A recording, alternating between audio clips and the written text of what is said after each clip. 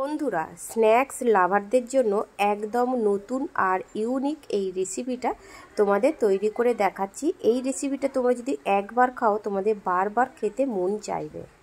সবার প্রথমে এক বাটি ময়দা নিয়েছি আর স্বাদ মতো লবণ দিলাম। তারপরে দিয়ে দিচ্ছি 2 টেবিল চামচ সাদা তেল ময়মের জন্য আর 1 চা চামচ চিনি দিয়ে খুব ভালো করে ময়মটাকে মাখিয়ে নিতে হবে। ময়মটা যত ভালো মাখানো হবে ডোটা কিন্তু ততই ভালো তৈরি হবে। আর অল্প অল্প পরিমাণে জল দিয়ে এখানে আমি একটা ডো তৈরি করে নেব, যেরকম আমরা রুটি বা পরোটার ডো তৈরি করি ঠিক সেরকম একটা ডো তৈরি করে নিয়েছি। এবারে এই ডোটাকে আমি হাত দিয়ে গোল করে নেব। এখানে আমি একটাই ডো করছি, এই ডোটা কিন্তু খুব বড় হবে, একটাতেই এটা হবে। আর দিয়ে দিলাম কড়াইয়ে 1 টেবিল চামচ তেল আর সামান্য পরিমাণে গোটা জিরে দিয়ে গোটা জিরেটাকে খুব ভালো করে ফোড়নের জন্য ভেজে নেব। এখানে ফোড়নটা দেওয়ার মাস্ট হচ্ছে রেসিপিটার টেস্টটা আরও দ্বিগুণ বাড়িয়ে নিয়ে যাওয়া। আর দিয়ে দিচ্ছি একটা বড় সাইজের পেঁয়াজ স্লাইস করে কেটে নিয়েছি। পেঁয়াজটাকে খুব ভালো করে ভেজে নেব, ব্রাউন কালার করে না ভাজলেও হবে, শুধু পেঁয়াজটা নরম হলেই কিন্তু ভাজা হয়ে যাবে। পেঁয়াজটা ভাজা হয়ে গেলে 1 চা চামচ আমি কাঁচা লঙ্কা কুচি দিলাম। বাচ্চারা খেলে কিন্তু এখানে একটু কাঁচা লঙ্কাটা কম দেবে বা নাও দিতে পারো। আর এখানে আমি 1 বাটি ডাল আগে থেকে সিদ্ধ করে নিয়েছিলাম, সেই সিদ্ধ করা মুসুর ডালটা আমি এই পেঁয়াজ আর কাঁচা লঙ্কার মধ্যে দিয়ে দিলাম।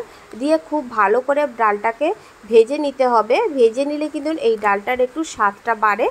আর এর মধ্যে দিয়ে দিচ্ছি সামান্য পরিমাণে লবণ, লবণটা অবশ্যই স্বাদ মতন দেবেন। আর অল্প পরিমাণে হলুদ আর দিচ্ছি এখানে 1 চা চামচ ভাজা মশলা। ভাজা মশলাটা অবশ্যই দেবে, দিলে কিন্তু এর টেস্টটা খুব ভালো হয়।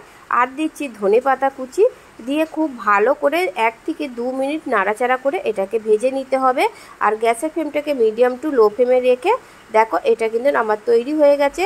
এবারে যে ডোটা আমি তৈরি করেছিলাম অল্প পরিমাণে ময়দা নিলাম। ময়দার মধ্যে এবার যে ডোটা নিয়েছিলাম ডোটাকে প্রথমে ময়দার মধ্যে এইভাবে হাত দিয়ে চেপে চেপে একটু ময়দা মাখিয়ে একটু বড় করে নিতে হবে। আর তারপরে এটাকে কিন্তু আমি বেলেন দিয়ে একদম বড় করে এটাকে বেলে নিতে হবে। আর বেলাটা যেন খুবই পাতলা হয়, তোমরা কিন্তু খেয়াল রাখবে। যত পাতলা হবে এই রুটিটা দেখো কতটা পাতলা হয়েছে, দেখো ঠিক ততটাই কিন্তু খেতে সুন্দর হবে, মুচমুচে ক্রিস্পি একটা এই রেসিপিটা হবে। যে মুসুর ডালটা আমি ভেজে নিয়েছিলাম বা রান্না করে নিয়েছিলাম সেটা আমি এর মধ্যে গোটা চারিদিকে ছড়িয়ে দিলাম। দেওয়ার পরে এটাকে দেখো এইভাবে তুলে আমি হাত দিয়ে এটাকে চেপে চেপে কিন্তু রোল করে নিতে হবে, ভিতরে যেন একটুকু ফাঁকা না থাকে, তাই একটু চেপে চেপে এই রোলটাকে তৈরি করে নিতে হবে। তারপরে এগুলো একটু ধারে চলে এসছে, আমি একটু ভিতরের দিকে দিয়ে দিলাম, দিয়ে আবারও এইভাবে পুরোটাকে আমি রোল করে নেব। তারপরে এখানে আমি একটা ছুরি নিয়ে মাঝখান থেকে এইভাবে ছুরির চাপ দিয়ে আমি পিস পিস করে কেটে নেব। তোমরা চাইলে কিন্তু এখানে সুতো দিয়েও কেটে নিতে পারো, সুতো দিয়ে কাটলে কিন্তু সেটা আরও ভালো হয়। আর আমি এখানে ছুরি দিয়ে কেটে নিচ্ছি, এইভাবে গোটাটাকেই কিন্তু আমি পিস পিস করে কেটে নিচ্ছি। এবারে একটা আমি তুলে তোমাদের দেখাচ্ছি, দেখো কতটা সুন্দর হয়েছে, কি সুন্দরভাবে লেয়ার পড়েছে। মাঝখান থেকে এইভাবে হাত দিয়ে কিন্তু চেপে দেবে। তারপরে এই দিকটাকেও আমি হাত দিয়ে চেপে দিচ্ছি। এইভাবেই কিন্তু আমি সব কটাকে বানিয়ে নিচ্ছি, দেখো কতটা সুন্দর খেতে হবে। আর তোমরা দেখেই বুঝতে পারছো যে আমি সব কটাকে রেডি করে নিয়েছি। এবারে চলো এর প্রসেস একটা দেখিয়ে দিই। এখানে আমি একটা ডিম ফাটিয়ে নিয়েছি, অবশ্যই এই রেসিপিটা করতে গেলে ডিম লাগবে। এবারে একটা নিয়ে এই ডিমের মধ্যে আমি খুব ভালো করে 2 দিকে কিন্তু এটাকে আমি ডিমের মধ্যে চুবিয়ে নেব। ডিমের মধ্যে চুবিয়ে নিলে এটা সুন্দর কোট হবে, ওপর থেকে মুসুর ডালটা বেরিয়ে আসবে না। এবারে এটা আমি গরম তেলের মধ্যে ঢেলে দিচ্ছি, দিয়ে দিচ্ছি আগে থেকে তেলটাকে গরম করে নিয়েছি। তারপরে গ্যাসের ফ্লেমটাকে একদম লো ফ্লেমে রেখে কিন্তু আমি এটা দিলাম।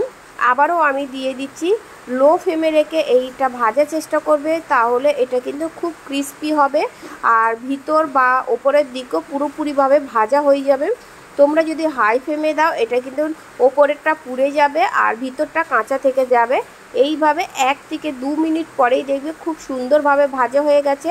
আমি কিন্তু এটাকে উল্টে দিচ্ছি, তোমরা দেখো অপর দিকটা কিন্তু খুব সুন্দরভাবে ব্রাউন কালার হয়ে গেছে। আবারও উল্টে দেওয়ার পরে অপর দিকটাকে আমি একইভাবে ভেজে নেব। তারপরে একটা ছাঁকুনি দিয়ে এটাকে আমি তেল ছেঁকে তুলে নেব। এবারে এটা আমি একটা প্লেটের মধ্যে তুলে নিচ্ছি। তৈরি হয়ে গেছে আমার আজকের রেসিপি এই রেসিপিটা যদি তোমাদের ভালো লেগে থাকে অবশ্যই লাইক করবে, আর বন্ধুরা কমেন্ট করে জানাবে এই রেসিপিটা তোমাদের কাছে কেমন হলো। আমার চ্যানেলে নতুন বন্ধু হয়ে থাকলে অবশ্যই চ্যানেলটিকে সাবস্ক্রাইব করবে। ভালো থাকবে, সুস্থ